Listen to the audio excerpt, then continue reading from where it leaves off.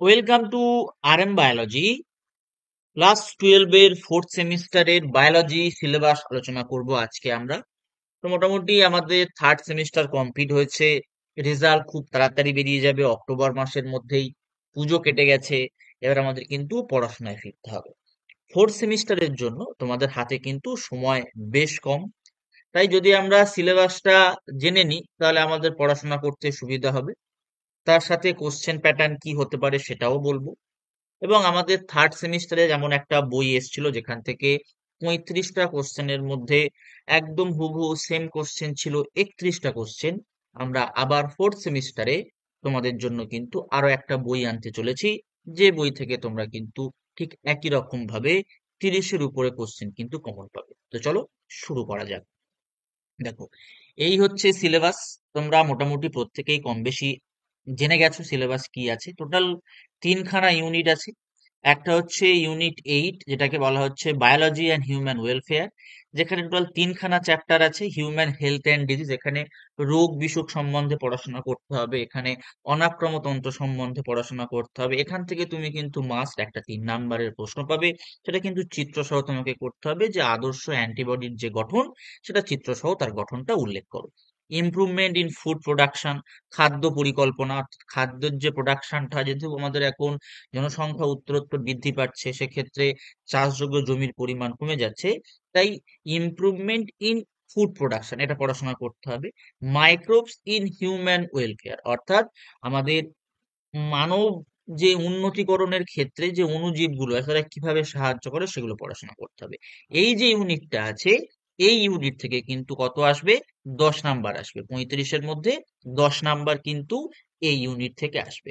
এখানে দেখো দুটো 4 নাম্বারের, দুটো 2 নাম্বারের প্রশ্ন থাকবে এবং দুটো 3 নাম্বারের প্রশ্ন থাকবে। এবং সেখানে তোমাদের কি দেয়া হচ্ছে দেখো, এই দুটো কোশ্চেনের জন্য 4টে কোশ্চেন থাকবে, 4খানা কোশ্চেন। সেই 4টে কোশ্চেনের মধ্যে থেকে তোমাকে দুটো লিখতে হবে। এবার এখানে নিয়মটা কি করা হয়েছে? নিয়মটা করা হয়েছে অল্টারনেটিভ কিন্তু এই ইউনিট থেকেই থাকবে। অল্টারনেটিভটা এই ইউনিট থেকেই থাকবে। এবার সাপোজ ধরে নাও একটা কোশ্চেন হলো হিউম্যান হেলথ অ্যান্ড ডিজিজ থেকে, তার অল্টারনেটিভ যেটা থাকবে সেটাও কিন্তু হিউম্যান হেলথ অ্যান্ড ডিজিজ থেকেই থাকবে। সেটা কিন্তু বলা হয়েছে যে same unit and same topic হতে হবে। ঠিক আছে? ঠিক একই রকম ভাবে এখানেও যেহেতু দুটো কোশ্চেন, এখানেও কিন্তু 4টে কোশ্চেন থাকবে। তার মধ্যে থেকে তোমাকে দুটো করতে হবে। অর্থাৎ 2x ফরম্যাটে ফর্মুলেট করা হয়েছে। অর্থাৎ যেখানে এক্সটা হচ্ছে নাম্বার অফ কোশ্চেন আর একটা হচ্ছে অল্টারনেট। এই হচ্ছে ব্যাপার। মানে একটা থাকলে, যদি একটা কোশ্চেন হয় তার জন্য দুটো কোশ্চেন থাকবে, দুটো কোশ্চেন হলে 4টে কোশ্চেন থাকবে, 3টে কোশ্চেন হলে 6টা কোশ্চেন থাকবে। এইভাবে কিন্তু সাজানো হয়েছে। ঠিক তারপরেই একটা ইউনিট, এবং সেখানে একটা মাত্র চ্যাপ্টার, সেটা হচ্ছে বায়োটেকনোলজি অ্যান্ড ইটস অ্যাপ্লিকেশন। পুরো ফোর্থ সেমিস্টারের সব থেকে যদি বোঝার জায়গা থাকে তাহলে কিন্তু এই পার্টিকুলার জায়গাটা, এবং যেটা বেশি সময় সাপেক্ষ, এবং এটাকে তোমাকে খুব ভালো করে বুঝতে হবে। এটাকে বোঝার জন্য তোমার যদি মলিকিউলার জেনেটিক্স এবং জেনেটিক্স যে পার্টটা থার্ড সেমিস্টারে ছিল, সেই পার্টের যদি তোমার বেসটা খুব ভালো ক্লিয়ার থাকে, সেক্ষেত্রে কিন্তু তুমি খুব সহজে এই জায়গাটা বুঝতে পারবে। এখান থেকে কত নাম্বার আছে? এখান থেকে কিন্তু 12 নাম্বার আছে। এটা কিন্তু একটা চ্যাপ্টার থেকেই 12 নাম্বার। অর্থাৎ এটা সব থেকে ইম্পর্টেন্ট বলতে পারো, এবং সব থেকে বেশি ওয়েটেজ ক্লিয়ার, মানে ওয়েটেজ ক্যারি করছে, যেহেতু একটা চ্যাপ্টার থেকে 12 নম্বর। ঠিক আছে? এখানে 2 নাম্বারের প্রশ্ন থাকছে একটা, যার জন্য থাকবে প্রশ্ন দুটো, তোমাকে করতে হবে একটা। ঠিক একই রকম ভাবে 3 নাম্বারের প্রশ্ন থাকছে দুটো, যেখানে থাকবে 4টা, তোমাকে করতে হচ্ছে দুটো। এবং এখানে কিন্তু 4 নম্বরের প্রশ্ন থাকবে, যেটা নতুন, যেটা এই সিলেবাস অনুযায়ী নতুন। তোমরা প্রত্যেকে এই ধরনের এমসিকিউ তে ছিল এফবিসি টাইপের ফিল্ড বেসড, সেটা এখানে নাম দেওয়া হয়েছে কি কম্পিটেন্সি বেসড। অর্থাৎ এখান থেকে একটা 4 নম্বরের প্রশ্ন তোমরা পাবে। দুটো 4 নম্বরের প্রশ্ন থাকবে, এখান থেকে তোমাকে একটা 4 নম্বরের করতে হবে। আমার যতদূর ধারণা, এখান থেকে 4 নম্বরের যে প্রশ্নটা থাকতে পারে সেটা হচ্ছে আরডিএনএ যে টেকনোলজি হয়, যেটা এই চ্যাপ্টারের সব থেকে গুরুত্বপূর্ণ টপিক। আরডিএনএ টেকনোলজি কি করে হয়, বা আরডিএনএ কি করে তৈরি করা হচ্ছে, অথবা ট্রান্সজেনিক অ্যানিমাল কিংবা ট্রান্সজেনিক প্লান্ট এর যে উৎপন্ন করার পদ্ধতি বা তৈরি করার পদ্ধতি, এইটা এই ফরম্যাট থেকে একটা কোশ্চেন আসতে পারে। আর একটা কোশ্চেন থাকতে পারে জিন থেরাপি, হিউম্যান ইনসুলিন, কৃত্রিম হিউম্যান ইনসুলিন বা হিউমিউলিন তৈরি, বা তোমার পিসিআর টেকনোলজি, এই সব জায়গাগুলো কিন্তু এখান থেকে থাকতে পারে। এই হচ্ছে ব্যাপার। এবার আমরা চলে আসছি লাস্ট ইউনিটে। লাস্ট ইউনিটটা সব থেকে ইজি ইউনিট, এবং এটা কম বেশি তোমরা একদম নিচু ক্লাস থেকে পড়াশোনা করেই আসছো। এটা পরিবেশ সম্পর্কিত ব্যাপার। প্রথমে আছে অর্গানিজম অ্যান্ড পপুলেশন, তারপরে আছে ইকোসিস্টেম, তারপরে আছে বায়োডাইভার্সিটি অ্যান্ড ইটস কনজারভেশন, তারপরে আছে এনভায়রনমেন্টাল ইস্যু। অর্থাৎ এখানে তোমার চারখানা চ্যাপ্টার আছে। তাহলে টোটাল কতগুলো চ্যাপ্টার হচ্ছে আমাদের? এখানে তিনটে চ্যাপ্টার, এখানে একটা চ্যাপ্টার, এখানে চারটে, টোটাল আটটা চ্যাপ্টার। এই ইউনিটটা থেকে চারটে চ্যাপ্টার মিলিয়ে কোশ্চেন থাকছে কত বা নাম্বার থাকছে কত? 13। এখানে কিন্তু কোশ্চেন প্যাটার্ন আগেরটার মতোই, শুধু কেবলমাত্র 4 নম্বর কোশ্চেনের পরিবর্তে এখানে একটা 5 নম্বরের কোশ্চেন আসবে।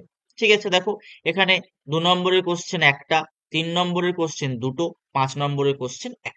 তো 5 নম্বরের যে কোশ্চেনটা হতে পারে বা 5 নম্বরের যে প্রশ্ন হতে পারে, সেটা আসার সম্ভাবনা কিন্তু চ্যাপ্টার 11 এবং চ্যাপ্টার 14 থেকে বেশি। এই দুটো জায়গা থেকে কিন্তু 5 নম্বরের প্রশ্ন হতে পারে। বাকি যে জায়গাগুলো আছে সেখান থেকে কিন্তু তুমি 2 নাম্বার পেতে পারো, 3 নাম্বার পেতে পারো। এই হচ্ছে ব্যাপার। তো সেখানে দেখে নাও টোটাল শর্ট টাইপ যে প্রশ্ন হয়, মার্কস টুর প্রশ্ন, টোটাল কতগুলো থাকছে? চারটে, দুটো, ছটা, ছটা দুয়ে আটটা। তার মধ্যে তোমাকে করতে হচ্ছে কটা? এখানে দুটো, এখানে একটা, এখানে চারটে করতে, তো আটটা কোশ্চেন থাকছে। আবার সিমিলারলি এখানে কতগুলো কোশ্চেন থাকছে? দেখো এখানে কোশ্চেন থাকছে 18টা কোশ্চেন থাকছে মোস্ট প্রবাবলি। আচ্ছা, কোশ্চেন এগুলো হচ্ছে তোমার নাম্বার দেখাচ্ছে।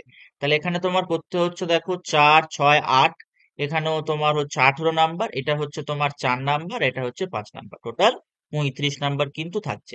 তাহলে এই হচ্ছে আমাদের টোটাল ব্যবস্থাপনা ফোর্থ সেমিস্টারের ক্ষেত্রে।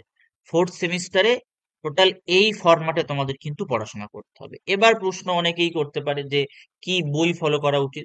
তো তোমরা যারা থার্ড সেমিস্টারের সঙ্গে সঙ্গে কিন্তু তোমরা বইয়ের প্যাকেজ পেয়েছিলে, যে কোনো বই তোমরা ফলো করতে পারো। তোমরা সাঁতরা ফলো করতে পারো, সাঁতরা। তোমরা ছায়া প্রকাশনীর বই ফলো করতে পারো, এটা সব থেকে বেস্ট বই। বা তোমরা পারুল প্রকাশনীর বই ব্যবহার করতে পারো, পারুল প্রকাশনীর বই ব্যবহার করতে পারো। এই তিনটের মধ্যে সব থেকে ভালো 12 বেসেসে সেটা হচ্ছে কিন্তু ছায়া। আর যারা 12 এর সঙ্গেই নিতে চায় তারা কিন্তু পারুলটাকে প্রেফার করতে পারো। আর সাঁতরার যদি বই যদি ব্যবহার করতে চাও, সাঁতরার যে সিলেবাসের বই হয়, অবজেক্টিভটা নয়, সাঁতরার যে সিলেবাসের বই হয় সেই বইটা কিন্তু ব্যবহার করতে পারো। ঠিক আছে, এই হচ্ছে ব্যাপার। এবার আমাদের এই যে এডুটিপস এর সঙ্গে, এডুটিপস এবং আমাদের আরএম বায়োলজি যৌথ প্রয়াসে যে বইটা প্রকাশ করা হয়েছিল, এডুটিপস প্লাস আরএম বায়োলজি, যারা এই বইটা পারচেস করেছিলে প্রত্যেকেই জানো তোমরা কতটা লাভবান হয়েছো। এই বইতে কিন্তু থিওরিও ছিল, এমসিকিউ পোর্শনও ছিল। সেই এমসিকিউ, থিওরি, এইসব পোর্শন গুলো থেকে কিন্তু তোমার 31টা প্রশ্ন আউট অফ 35, 31টা প্রশ্ন কিন্তু কমন ছিল। ঠিক আছে, ঠিক একই রকম ভাবে তোমরাও কিন্তু এই যে ফোর্থ সেমিস্টারে তোমাদের যে 35 নম্বর আছে, তার মধ্যে থেকে তোমরা কিন্তু 30-এর বেশি নম্বর কিন্তু কমন পেয়ে যাবে। এই বইটা তোমরা হাতে পাবে কখন বা তোমরা পারচেস করতে পারবে কবে থেকে? নভেম্বর থেকে কিন্তু এই বইটা তোমরা পারচেস করতে পারবে, নভেম্বরের সেকেন্ড উইক থেকে। নভেম্বরের সেকেন্ড উইক থেকে কিন্তু তোমরা এই বইটা পারচেস করতে পারবে। ঠিক আছে, যারা একদম একটা রেডিমেড বই চাইছো, যেখানে কিছু থিওরিও থাকছে, যেখানে প্রপার কোশ্চেন থাকছে, তার অ্যান্সার থাকছে, তারা কিন্তু এই বইটাকে প্রেফার করতে পারো। যারা থার্ড সেমিস্টারে নিয়েছিল তারা প্রত্যেকেই জানো জানো বইটা কতটা তোমাদের জন্য লাভবান হয়েছে। তো আজকের ভিডিওটি এই পর্যন্ত, এবং খুব তাড়াতাড়ি কিন্তু আরএম বায়োলজি ইউটিউব চ্যানেলে 4th সেমিস্টারের জন্য ফ্রি অফ কস্ট ক্লাস শুরু হবে, এবং সেটাও কিন্তু নভেম্বর থেকেই শুরু করব। আমরা বইটা রিলিজ হওয়ার পরেই কিন্তু আমরা ক্লাসটা শুরু করে দেব।